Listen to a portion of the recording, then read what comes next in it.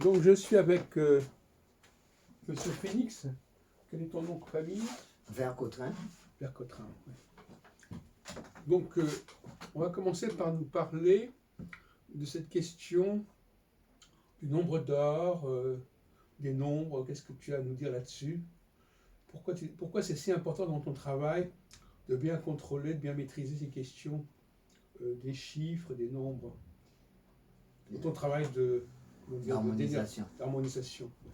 Oui, parce que, en fait, pour bien dire les choses, tout dans la vie, on va dire, dans l'espace que nous occupons, est mesurable.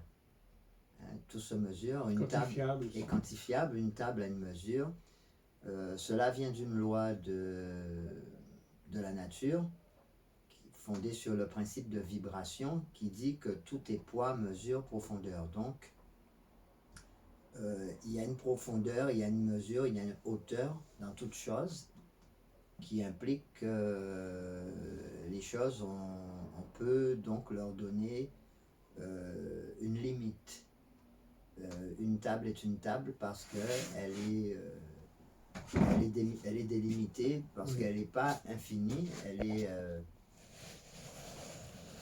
les choses ont une forme définie, justement parce qu'ils ne sont pas infinis dans l'espace, hein. Donc ils sont, ce qui donne une définition à une chose, ce sont les limites. Par conséquent, la notion de nombre est importante et définit donc non seulement les quantités, mais aussi les qualités des choses, puisque la qualité aussi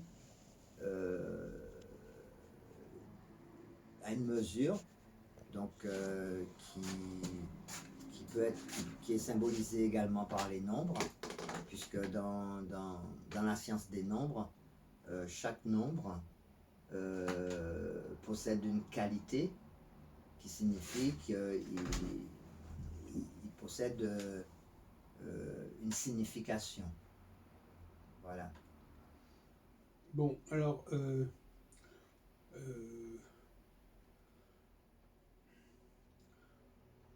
donc, quel usage tu fais des nombres alors dans ton travail?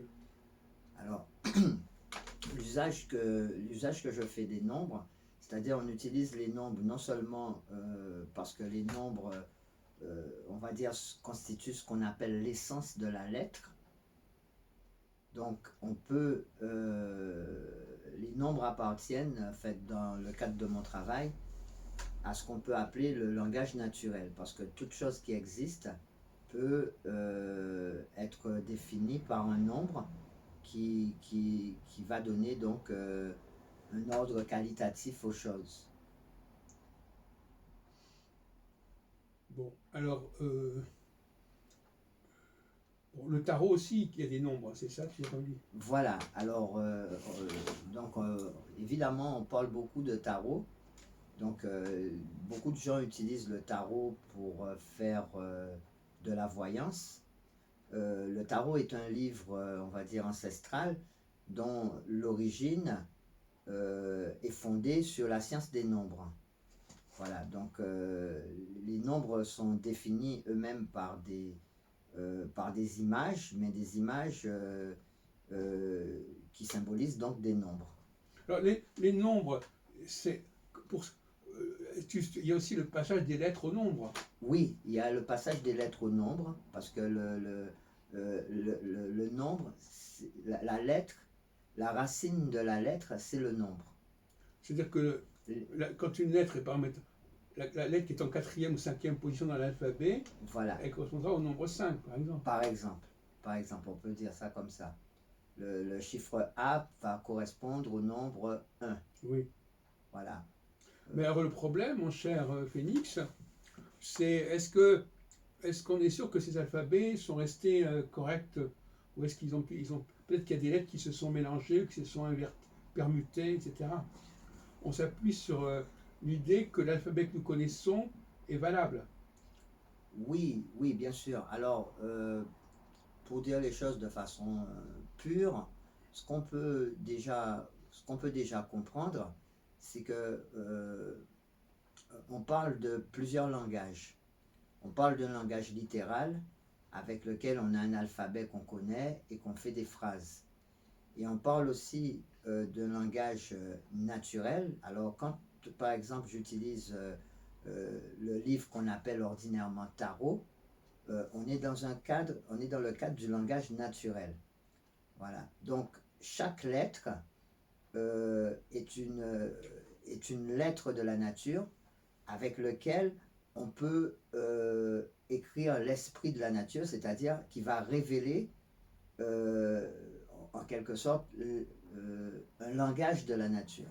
Ma question, mon cher Félix, c'était est-ce qu'on est sûr que la tradition nous a restitué correctement les nombres? Est-ce qu'on est sûr qu'il n'y a pas eu une erreur et que telle lettre correspond plutôt à ce nombre-là qu'à un autre nombre? Est-ce que ça peut être vérifié ou ça peut être corrigé?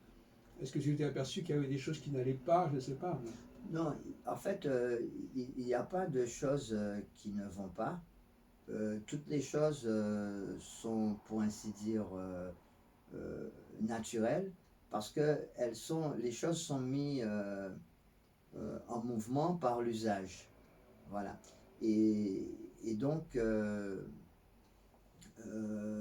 en ce qui concerne, par exemple, la lecture du tarot, comme on l'appelle, mais plus précisément qui correspond à une analyse du champ vital, donc qui sera décrit tout simplement parce que chaque lettre va permettre de former une phrase, donc qui va nous permettre de lire tout simplement le langage de la nature pour une interrogation particulière, pour une question particulière. Tout ça, c'est possible grâce à une loi de la nature qui s'appelle le principe de vibration. Parce que tout vibre, tout est en mouvement, et tout mouvement a une mesure, a un taux vibratoire. Oui. Bon, enfin, admettons. Alors donc, pourquoi est-ce que tu attaches tellement d'importance au nombre d'or? Oui. Alors le nombre d'or, on en parle souvent, enfin pour ceux qui connaissent, mais le nombre d'or, c'est le nombre qui permet d'établir des rapports harmonieux, donc des rapports de proportion. Et c'est un nombre, même si je veux dire, quand on le traduit, en décimal, on obtient un nombre, mais c'est avant tout un nombre géométrique. C'est-à-dire c'est un nombre qui est obtenu, pour qu'il soit précis, il ne passe que par des rapports géométriques. Et on utilise beaucoup en peinture, je crois, quelque chose comme ça. Oui, des gens dans des différentes expériences peuvent l'utiliser pour, disons, avoir en architecture. En architecture, en fait, après, bien sûr, dans l'architecture des églises, notamment, c'est là qu'on en parle pas mal. Oui. Voilà. Puisque ça va déterminer pardon, comment je vais dire, des nœuds d'énergie, des nœuds de puissance, justement par rapport à la façon dont l'architecture aurait été mise en place. Et donc, si on ne respecte pas le nombre d'or, quelque chose va y avoir des dysfonctionnements. Oui, alors le nombre d'or, il est utilisé, c'est-à-dire pour aller plus loin dans la compréhension du nombre d'or, oui. Les éléments naturels, tout comme les arbres, les fleurs, les animaux, les hommes, tout ça, on est construit selon ce nombre. Oui. Voilà, donc c'est une donnée de la nature. Oui, il y a Léonard de Vinci aussi qui a fait ça. Enfin, oui. Comme ça, il y a un personnage qu'on trouve dans Manpower. Voilà. Donc il y a des différents artistes sûrement qui ont utilisé le nombre d'or. Mais le nombre d'or préside justement à la vie. C'est-à-dire, il est, c'est grâce à ce nombre, enfin, entre guillemets, puisque la nature n'a pas de nombre, mais on a déchiffré que la nature obéissait à une certaine loi, à des géométries. voilà, qui a donné ce nombre. Mm. Voilà. Donc, Mais en musique aussi, on trouve le nombre d'or. le nombre d'or, il est dans toute la nature, dans toutes les disciplines. Je vais dire, puisque pour qu'il y ait de l'harmonie, pour qu'il y ait une séquence, ce qu'on peut appeler une séquence naturelle, pour que une chose puisse fonctionner de façon naturelle, ça signifie qu'il obéit au nombre d'or. Ça reste quand même assez mystérieux tout ça. Oui. Par exemple, tu peux pas nous donner. À quoi est-ce que tu peux nous donner que tu peux nous l'écrire le nombre d'or? Alors, C'est des chiffres précis. Qu'est-ce que c'est? oui, c'est-à-dire que C'est pas 3 1416. C'est pas des histoires de non, pi, c'est pas pi, c'est pas pi, c'est un autre nombre qu'ils appellent phi ou je sais plus. Bon, sa valeur, c'est, je sais plus, 1, je ne sais plus exactement parce que c'est pas, je n'en ai pas un usage décimal, Bon. mais peut-être ultérieurement, je pourrais avoir, je veux dire, expliquer plus précisément avec des documents ce qu'il en ressort. Tout ce qu'on doit savoir sur le nombre d'or, c'est qu'il permet de... Il est un nombre justement qui permet de... C'est grâce à ce nombre qu'on peut diriger l'énergie vitale, c'est-à-dire l'énergie vitale. C'est grâce à ce nombre qu'on peut régler l'énergie vitale. C'est grâce à ce nombre qu'on peut supprimer les dysfonctionnements dans l'organisme s'il y en a. Donc c'est un homme qui préside pardon, à l'harmonie, à la régulation. Alors, comment est-ce que tu l'as obtenu le nombre? Est-ce qu'on le trouve où le nombre d'or? Il est dans les bouquins, c'est transmis. Qu'est-ce que c'est ce nombre d'or? Ben, toi, tu l'as obtenu comment? Tu l'as reçu? Tu l'as trouvé? On te l'a donné? Enfin, on ne peut pas dire qu'on donne, pas plus qu'on donne pas pi à quelqu'un ou qu'on donne. Donc c'est quelque chose que tout le monde, c'est un truc qui est connu de tout le monde. Enfin, c'est-à-dire oui, n'importe qui peut savoir, peut apprendre, peut calculer le nombre d'or. Voilà. Voilà. C'est comme tous les nombres. Donc si quelqu'un veut savoir le nombre d'or, il va sur Internet et il met nombre d'or et on lui donne on va lui donner la signification du nombre d'or, qui d'ailleurs obéit à une équation. Voilà, donc puisqu'il y a différentes équations, mais il obéit à une équation.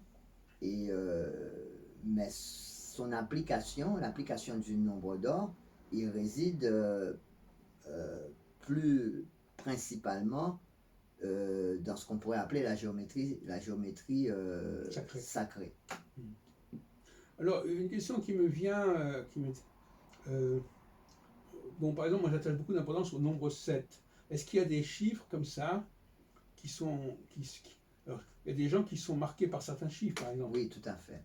Ils disent, moi, il m'arrive toujours des choses, tel jour, le temps du mois, ou telle année, ou tous les temps, enfin... Oui, bien les sûr. gens, ils observent des choses comme ça, ils remarquent tout à fait. Ils remarquent des récurrences, ils remarquent des intervalles. Tout à fait, tout à fait, tout à fait. Il faut dire que tout individu, toute personne, c'est pas seulement valable pour les personnes, mais pour les plantes, pour les animaux, et tout le monde obéit à ce qu'on appelle une loi d'ailleurs, une loi de la nature ou de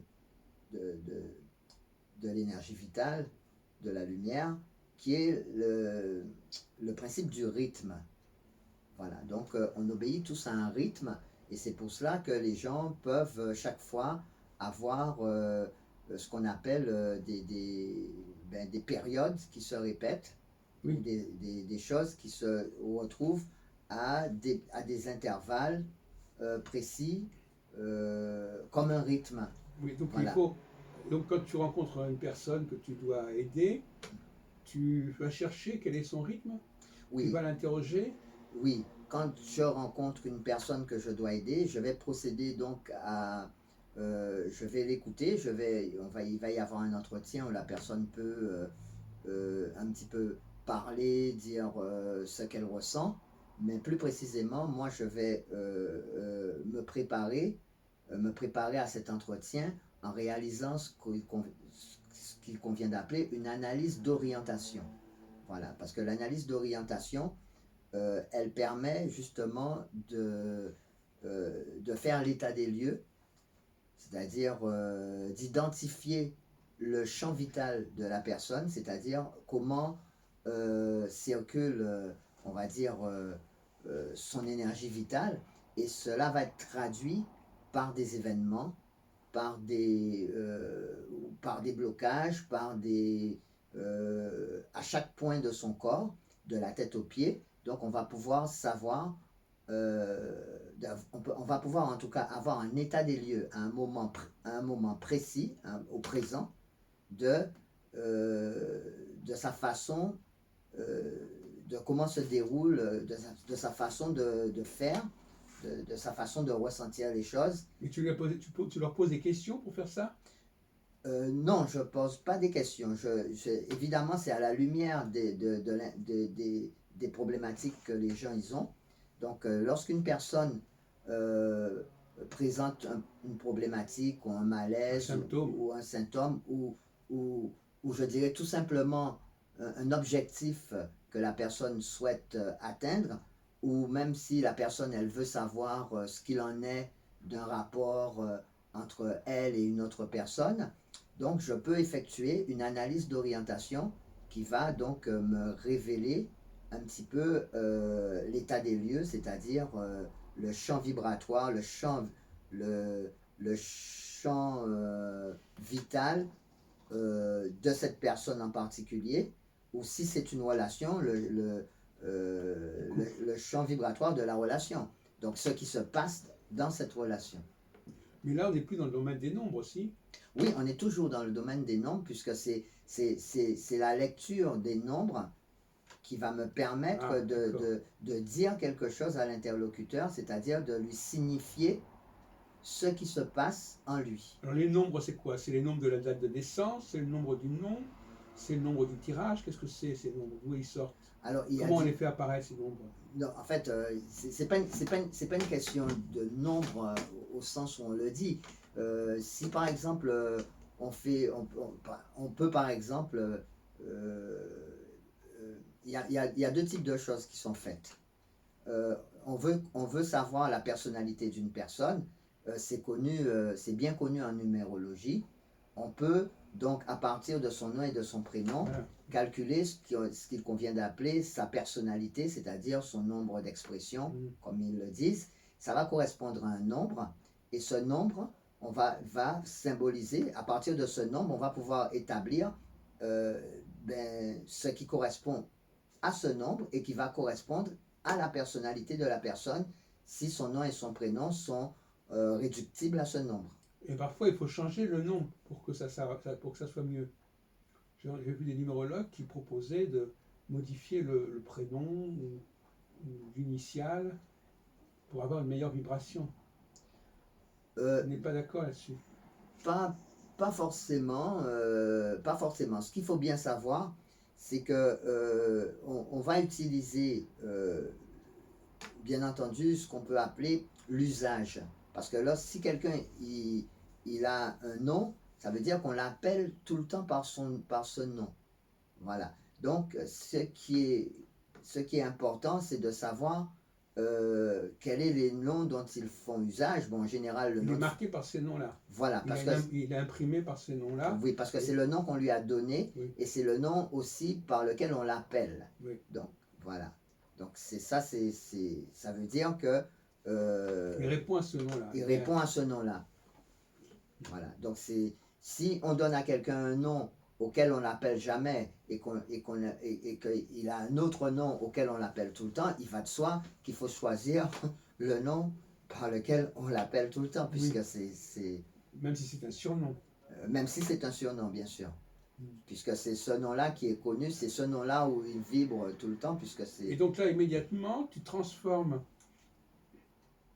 Alors, est-ce que tu as besoin de passer du nom, des lettres aux chiffres, ou bien tu restes au niveau des vibrations du nom?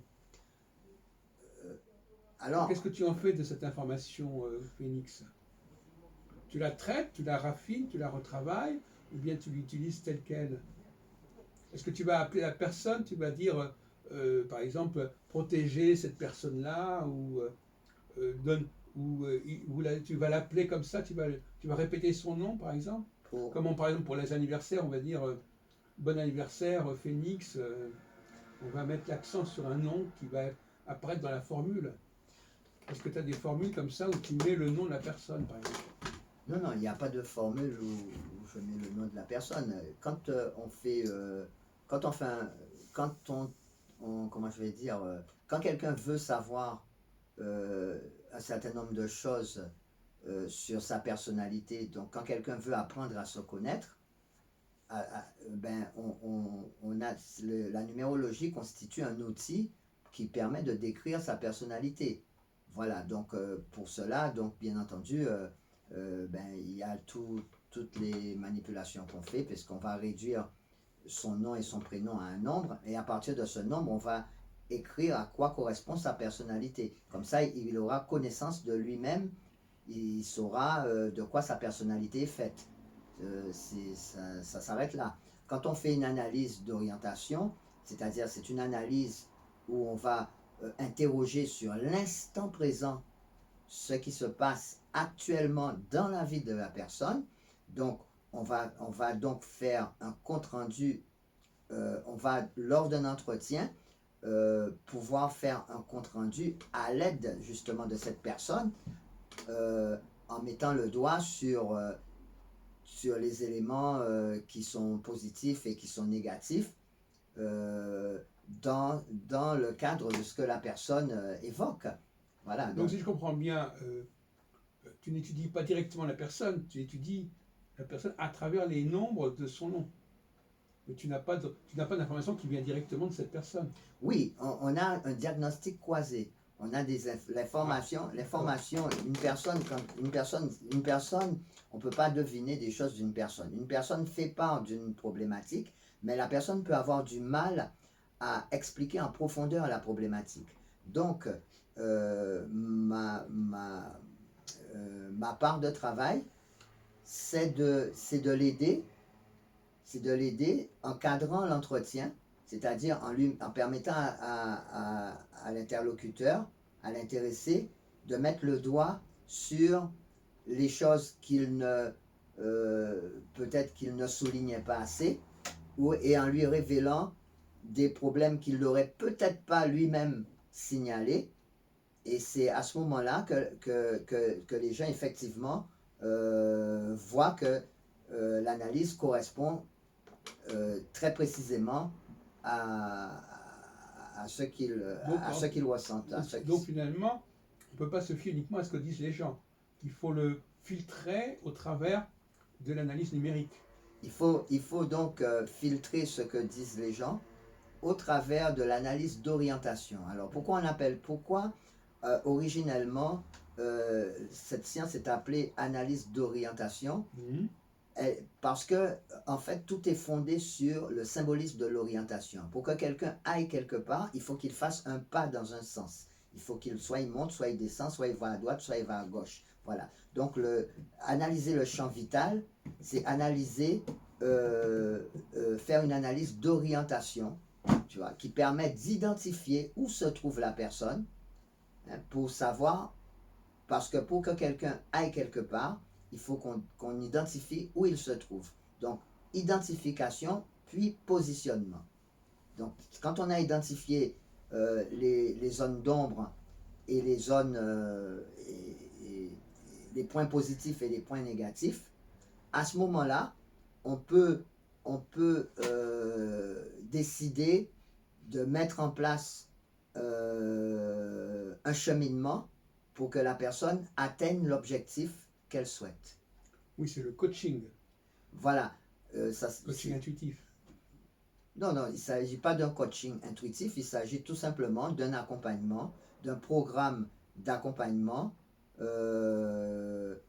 qui permet un suivi en fait, on appelle ça un suivi d'harmonisation de la personne, c'est-à-dire que on va dans un objectif de créer un nouveau contexte, une nouvelle façon de bouger pour, pour qu'une personne atteigne son objectif.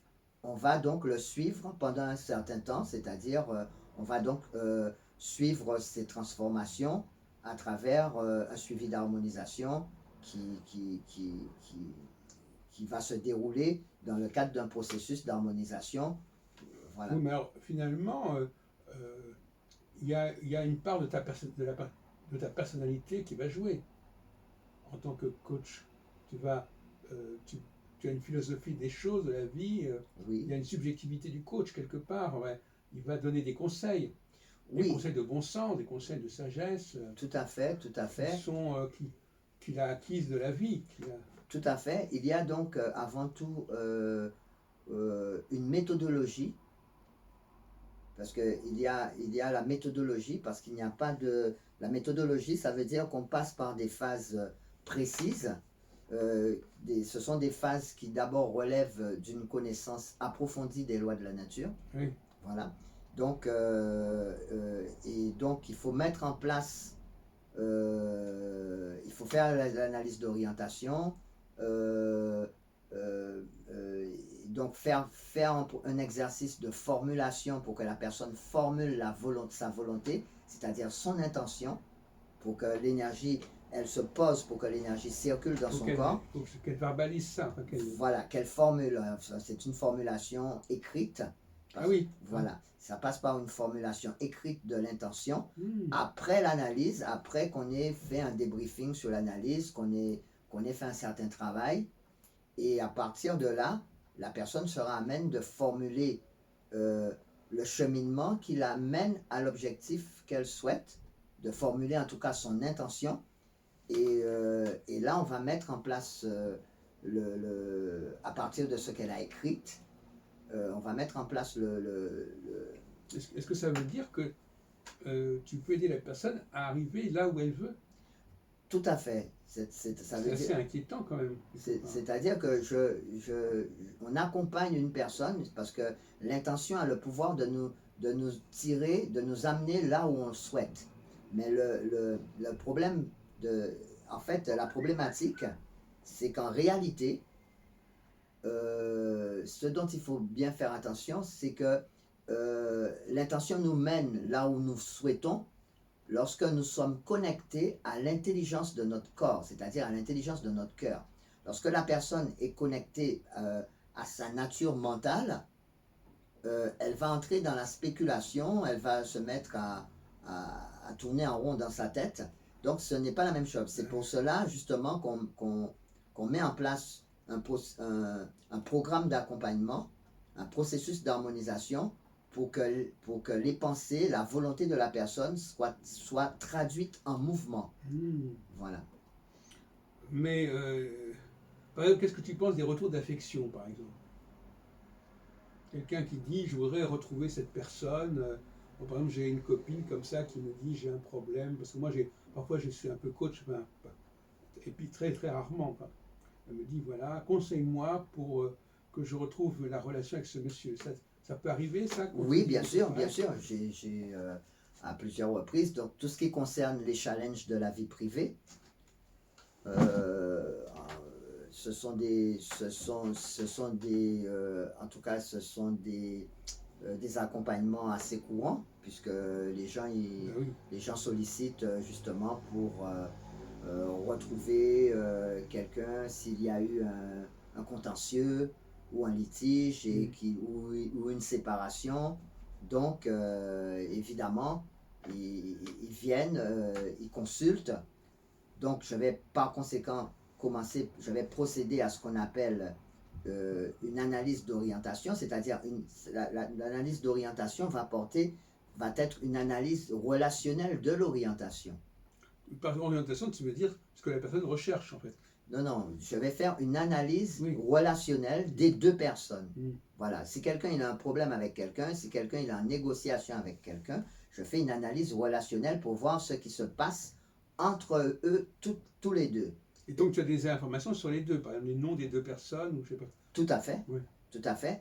Et l'analyse relationnelle, dans ce cas, va révéler quel est l'état de la relation, va révéler quels sont les problèmes de la relation. Et à ce moment-là, on va donc identifier les problèmes liés à cette relation pour renverser les valeurs, pour les dissoudre, pour créer un nouveau contexte qui leur permet de se retrouver. D'accord. Voilà. Bon. Attends, je vais changer la casse, pas le truc, parce que pas que ce soit trop long, après il y a des problèmes. Ouais.